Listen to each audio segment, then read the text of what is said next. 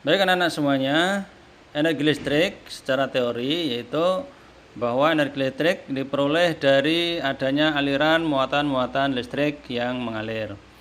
Nah, anak-anak sudah kenal pada materi sebelumnya tentang arus listrik ya. Jadi aliran-aliran arus listrik itu pada hakikatnya adalah merupakan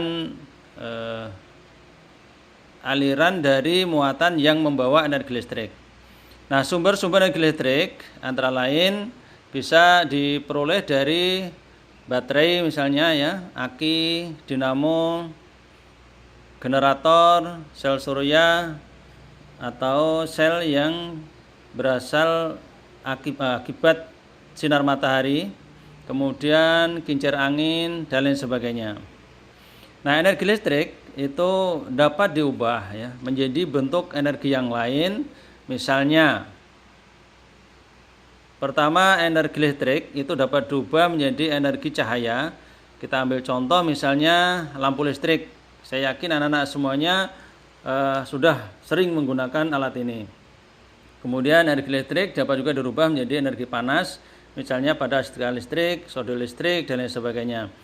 Nah, dengan contoh-contoh ini, maka tolong nanti anak-anak isikan di poin CDE itu ya, kira-kira energi listrik dapat berubah menjadi energi apa saja, kemudian alat yang bisa digunakan untuk mengubah itu dan sering anak-anak pakai itu apa saja. Silakan nanti diisi sendiri ya. Saya yakin anak-anak bisa mencari contoh alat-alat yang ada di rumah anak-anak. Nah, kemudian besarnya energi listrik itu dipengaruhi oleh beberapa faktor. Yang pertama, faktor besarnya tegangan atau lambangnya V. Yang kedua, besarnya kuat arus, lambangnya I. Yang ketiga, hambatan atau R. Yang keempat, waktu pemakaian alat atau dilambangkan dengan T kecil. Kemudian besar muatan, Q ya. Nah, lambang energi listrik itu adalah huruf V dengan satuan menurut Satuan Sistem Internasional atau SI itu adalah Joule atau dilambangkan dengan J ya. Nah, dari beberapa faktor yang mempengaruhi besarnya energi listrik tadi, maka kita bisa menurunkan dalam rumus atau persamaan untuk menghitung besarnya energi listrik ya. Yang pertama, W sama dengan V kali Q, yaitu V adalah besarnya tegangan, Q adalah besarnya atau banyaknya muatan listrik. Maka hasil perkalian nilai tegangan dan banyaknya muatan itu akan menghasilkan energi. Yang berikutnya, yang kedua, W sama dengan V kali I kali T. V itu adalah besarnya tegangan, I adalah besarnya kuat arus, dan T adalah waktu. Nah, sebenarnya kita bisa menurunkan rumus dari yang pertama tadi, yaitu bahwa W sama dengan V kali Q itu karena menurut Ohm, V ini adalah sama dengan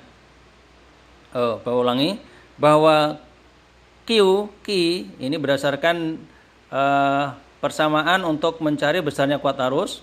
Q itu adalah sama dengan I kali T gitu ya. Sehingga W sama dengan V kali I kali T.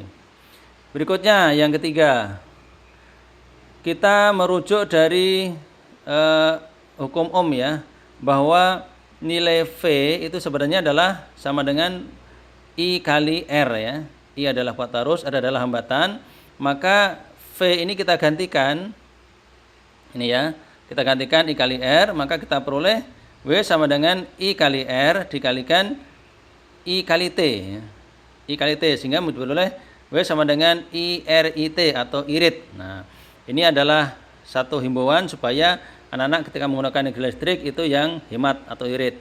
Nah, dari sini maka kita bisa sederhanakan I kali I ini adalah I pangkat 2 ya, R kali T, sehingga W sama dengan I pangkat 2 kali R kali T. Kemudian yang keempat, dari hukum Ohm juga itu bahwa I ini sebenarnya bisa dihitung berdasarkan pembagian antara V dibagi R ya, bahwa I sama dengan V dibagi R, maka nilainya jika I ini saya ganti dengan atau Bapak ganti dengan V dibagi R, maka menjadi V dikalikan V bagi R kali T, maka menjadi V kali V menjadi V pangkat 2 dibagi R dikalikan T. Nah, ini adalah persamaan-persamaan yang bisa dipakai untuk menghitung besarnya energi listrik. Nah, jika energi listrik diubah menjadi energi kalor, misalnya pada alat pemanas seperti kompor listrik, setrika listrik, magic jar ya dan lain sebagainya, maka satuan joule itu bisa dirubah menjadi satuan kalori karena diubah menjadi energi kalor atau energi panas ya. Nah, kesetaraannya bagaimana? 1 joule itu nilainya sama dengan 0,24 kalori. Atau jika dibalik, misalnya 1 kalori berapa nilainya? 1 kalori sama dengan 4,2 joule. Nah, ini adalah persamaan untuk menghitung besarnya energi listrik dan juga kesetaraan energi listrik dalam satuan joule dengan satuan kalori. Baik, saya kira mudah-mudahan Anda bisa paham. Sekarang kita ambil contoh soal ya. Nomor 1, misalnya lampu listrik, ya misalnya anak-anak punya lampu listrik di rumah, dinyalakan pada tegangan 220 volt dan arus listrik yang mengalir itu sebesar 25 ampere. Maka hitung berapa besar energi yang dikeluarkan jika lampu itu menyala selama 1 jam. Nah, berapa energi yang dikeluarkan? Nah, untuk menjawab ini, maka prosedurnya anak-anak tolong diperhatikan ya caranya. Diketahui V itu tegangan adalah 220 volt. Kemudian kuat arus 5 ampere. T ini adalah waktu ya, karena lampu listrik dinyalakan selama 1 jam, maka waktunya 1 jam. Nah, 1 jam itu harus disetarakan ke dalam satuan skon supaya nanti satuan yang diminta adalah joule ya. Maka 1 jam sama dengan 3600 skon atau detik. Maka W sama dengan berapa? Nah, sekarang W kita hitung berdasarkan rumus yang ada tadi, bahwa W sama dengan V kali I kali T. Maka di sini kita masukkan rumusnya, W sama dengan V kali I kali T. Kita masukkan nilainya, V 220 volt dikalikan I 5 ampere dikalikan T 3600. Maka hasilnya ini 220 kali 5 hasilnya 1100 dikalikan 3600. Hasilnya adalah 3.960.000 joule. Nah, ini energi yang dikeluarkan.